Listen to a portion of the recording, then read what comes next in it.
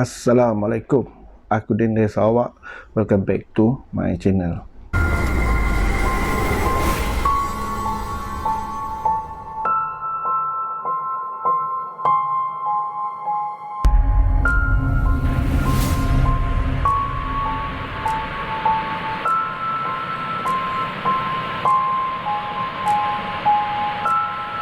Sebelum aku teruskan ke penceritaan aku mohon jasa baik korang untuk subscribe channel aku ini.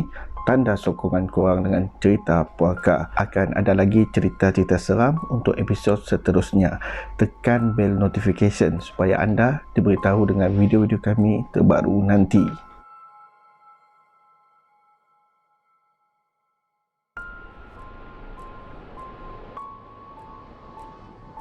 Untuk episod kali ini, puaka rumah sewa berlaku di Miri, Sarawak dalam tahun 2013 dan diceritakan oleh sahabat aku yang aku namakan sebagai Rin. Sebelum kita teruskan ke cerita seram, kita baca doa dahulu. Unasilukum bil ahdi alladhi akhadahu alaikum Sulaiman an takhruju wa tarhalu min baitina. Unasilukumullah alla tu'zu ahad.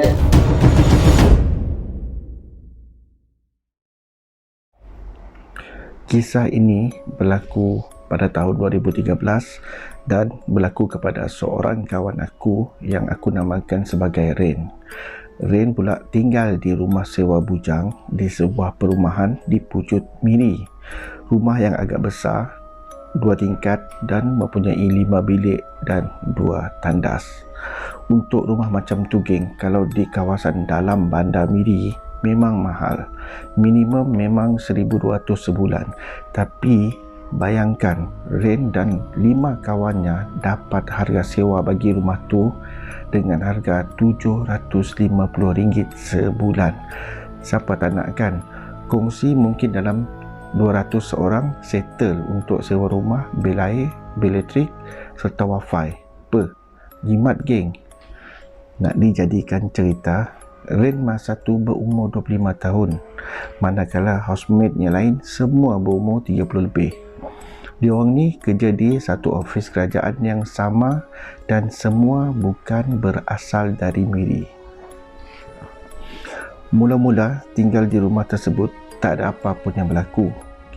Semua tenang dan aman. Tapi kata Rin, yang tak aman kalau semua diorang ni penonton movie kat ruang tamu. Memang kecoh, bising. Nak-nak lagi kalau tengok bola, siap menganjing bagai. Bingit ya amat. Nasiblah jiran sebelahnya belah tu jenis lulu gua-gua.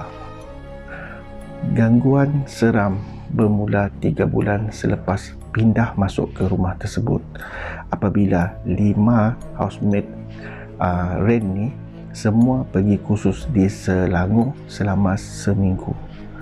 Ren terpaksa tinggal seorang di rumah. Tak apa, kalau boring nanti aku ajaklah member lain lepak kat rumah ni, fikir Ren. Dipendekkan cerita, malam pertama dan kedua semasa ketiadaan 5 kawan Ren tadi, tak ada masalah bagi Ren sebab ada 2 kawan yang Ren bawa lepak dan bermalam di situ. Diorang apa lagi, layan tengok bola, main game, tengok movie dan macam-macam lah sebelum tidur. Dan dijadikan cerita juga malam ketiga. Malam ketiga tu kawan-kawan Ren lambat datang sebab ada game futsal. So Ren pun lepak sorang-sorang lah kat rumah sambil tunggu kawan-kawan dia sampai. Jam masa tu baru pukul 10.30 malam. Kawasan perumahan tu dah sunyi. Ren layan TV dan dia pasang volume kuat sedikit untuk hilangkan rasa sunyi dan takut. Tiba-tiba, dengan tak semena-mena, lampu semua padam. Gelap gelita dan sunyi terus. Ren tersentak dan terpinga-pinga dalam gelap. Cepat-cepat Ren capai handphone dan on lampu dan meluru keluar. Sampai di luar, Ren lihat seluruh kawasan kejiranan tu gelap gelita, geng. Sah blackout, fikir Ren. Masa tu Ren tak fikir atau rasa pelik. Dia fikir kejap lagi, okey lah tu fikirnya. Ren teringat yang dia ada simpan sekotak lilin untuk kecemasan kat dalam bilik. Cepat-cepat Ren masuk ke rumah balik dan naik ke tingkat atas, di mana bilik Ren pada masa tu di tingkat atas. Dalam bilik, Ren selongkarlah almari cari lilin tadi, tak jumpa. Cari pula atas meja, baru jumpa, sebelah je dengan kunci kereta. So Ren fikir, baik bawa je kunci kereta sekali. Kang panas kang, aku duduklah dalam kereta onekon. Fikir Ren, okey, Ren capai je lilin sekali dengan kunci kereta. Kemudian Ren turunlah ke bawah dan pasang lilin di ruang tamu, dapur, kemudian pasang beberapa batang kat luar. Ren ingat nak lepak kat luar rumah je, ambil angin kat luar dekat kapos. Sambil berdiri di luar tu, Ren perhati je rumah jiran semua sunyi.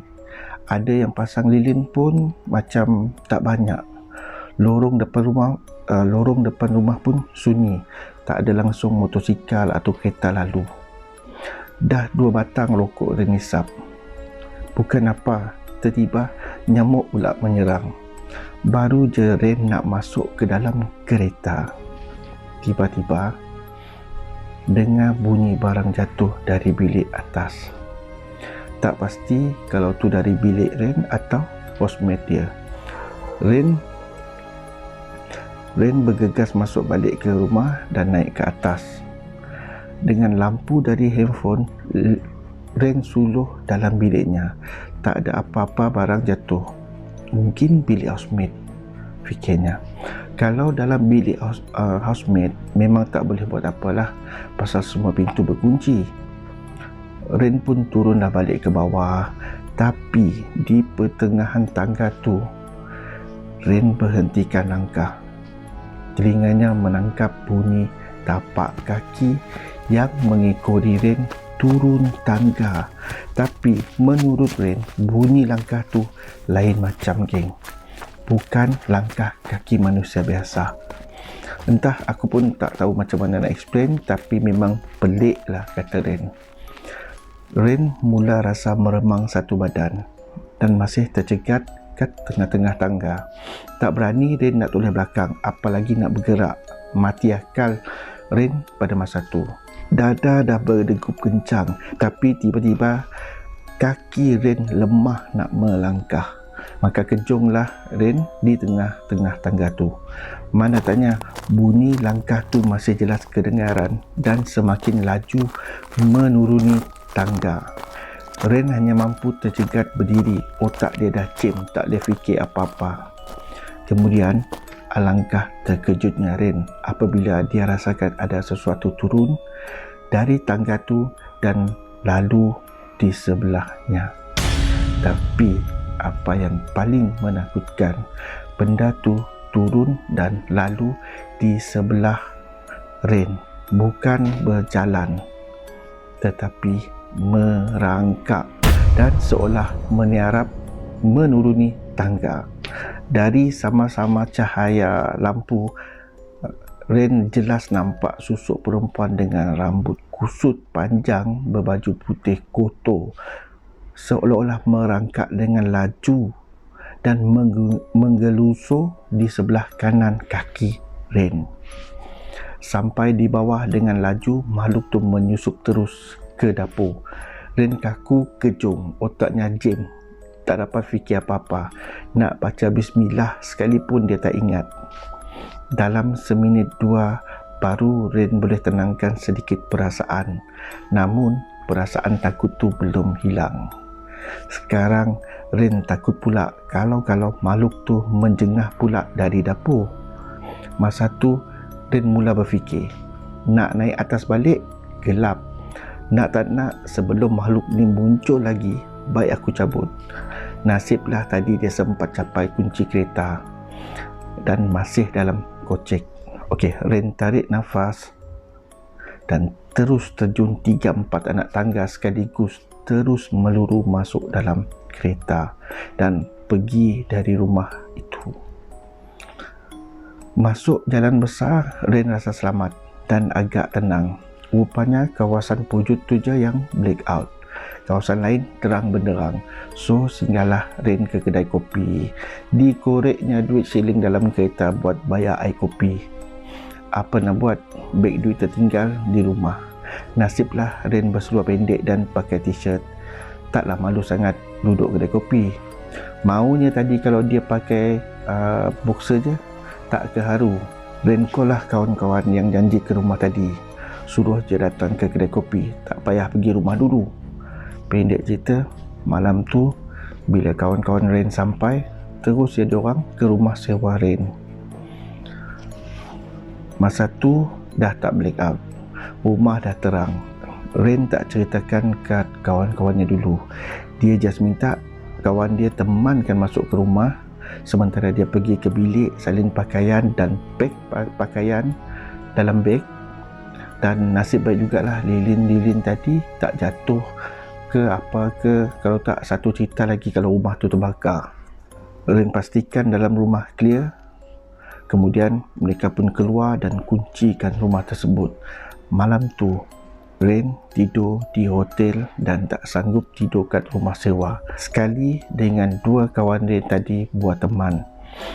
Rasa takut dengan penampakan tadi belum hilang. Nak dijadikan cerita, beberapa hari tu Rain check in di hotel bajet sehingga housemate yang semua pulang dari kursus. Bukan apa, dua kawan Rain tadi bila dengar cerita daripada Rain terus tak nak lepak dan memalam kat situ lagi. Menyesal pula Rain cerita kat dia orang, tak pasal-pasal buang duit tidur hotel.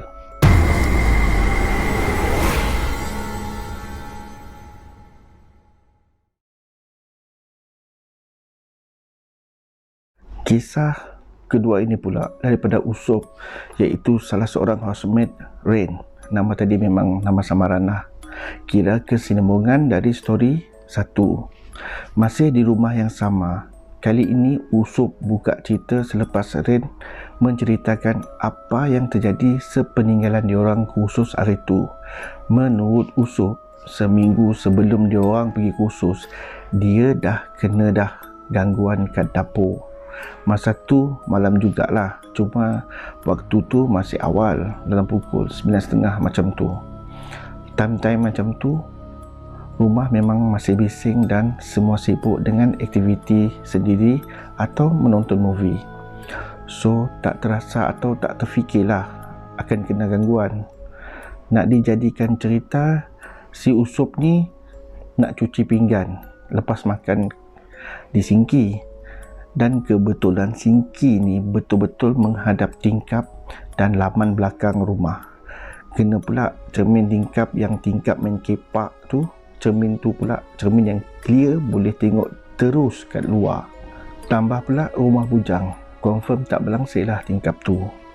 Tengah si Usop cuci pinggan, tiba-tiba sesosok penampakan berkain putih lalu kat tingkap betul-betul depan Usop.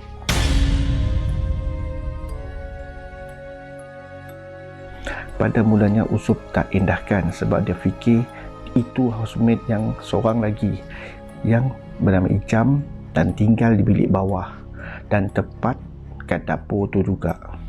Kot-kot Ijam tengah sidai pakaian ke, cuci baju ke kat belakang dan cuba main-main takutkan fikir Usop.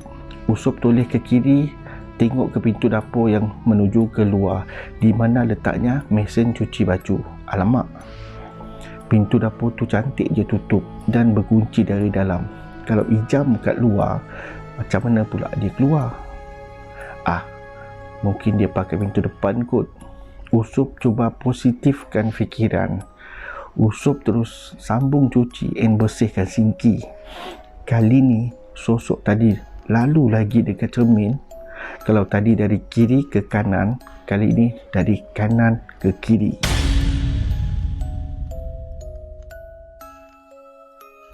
Usop tersentak. Kali ini badan dia dah meremang. Tapi tetap dia buat-buat macho dan berani. Woi Ijam, kau jangan bermain. Kau tu bilik bawah. Nanti betul-betul kau kena ganggu karang, jerit Usop. Tiba-tiba, Ijam buka pintu bilik dan jenguk keluar. Apa hal kau panggil aku? Tanya Ijam. Usop terdiam dan memandang Ijam. Sah bukan Ijam. Takkanlah Ijam sepantas kilat dari luar boleh masuk ke bilik. Tak ada apa-apa, balas Usop. Cepat-cepat Usop cuci tangan dan terus naik ke atas bilik.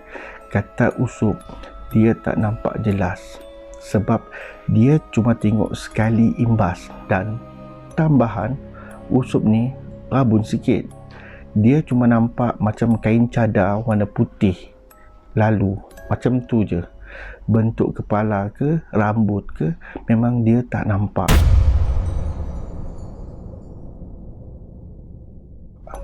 Sebenarnya ada lagi gangguan di rumah sewa tu, tapi aku tak boleh ceritakan sebab ada melibatkan pihak lain dan agak sensitif nak ceritakan kat sini. Pendek cerita, diorang semua terus tinggal di rumah tersebut sehingga masing-masing dapat transfer balik hometown masing-masing. Cuma Ijam dan Rain saja masih kekal di Miri, tapi dah pindah ke rumah lain. Apa yang menyebabkan diorang bertahan adalah kerana mereka panggil seorang ustaz untuk tengokkan rumah sewa tu, dan didapati ada sepohon pokok beringin tumbuh di balkoni bilik atas, iaitu dekat bilik Rain, betul-betul dekat pagar balkoni belakang. Sejak diorang pindah masuk, pokok tu dah ada, cuma tak berapa besar. Oleh kerana tak ada siapa yang nak pergi potong atau bersihkan, maka membesarlah pokok tersebut serta menjalarlah akarnya dari atas ke bawah. Akar beringin ni menjalar dan melekat ke seluruh dinding luar bahagian dapur. Menurut ustaz tu, tak baik biarkan pokok tu tumbuh membesar kat situ. Harus dibersihkan biar nampak kemas dan bersih.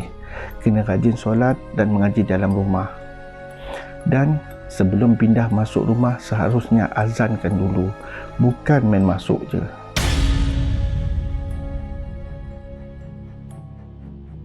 Okey geng, selesai dah cerita puaka rumah sewa. So aku harap korang terhibur dan aku terima kasih sebab dah tonton video aku ni sehingga habis. So korang jangan lupa like, komen dan share video ni untuk tanda sokongan korang dengan siaran puaka #gengpuaka. Dan kepada yang baru jumpa channel aku ni, aku harap korang bolehlah subscribe channel siaran puaka aku ni, kerana pada masa akan datang akan banyak lagi perancangan yang aku rancang dan mungkin akan melibatkan korang semua sebagai subscribers. Okey, jaga diri korang, jaga kesihatan, patuhi SOP, #gengpuaka. Assalamualaikum dan ciao.